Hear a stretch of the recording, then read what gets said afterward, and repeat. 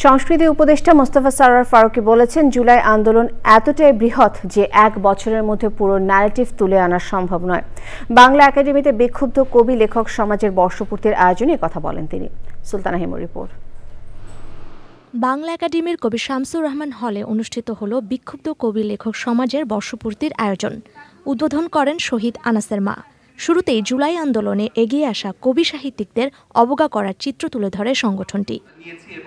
সরকার জুলাইকে লালন করতে পারছে কিনা সেই প্রশ্ন করেন কেউ কেউ। আজকে আপনারা শুধু 5ই আগস্টে গণ অভ্যুত্থান দিবস স্বীকৃতি দিয়ে এটা একটা অতীতের ঘটনা মনে করেছেন, কিন্তু এটা যে ফ্যাসিবাদ বিরোধী আন্দোলন, ফ্যাসিবাদ বিরোধী আন্দোলনকে যে আমাদের সদা জাগ্রত রাখতে হবে, এটাতে চেতনা, এটাতে ফ্যাসিবাদকে রুখে দেওয়ার জন্য প্রতিনিয়ত আমাদের চর্চা করতে হবে, সেই জিনিসটা আপনারা অ্যাবসেন্ট করে দিয়েছেন।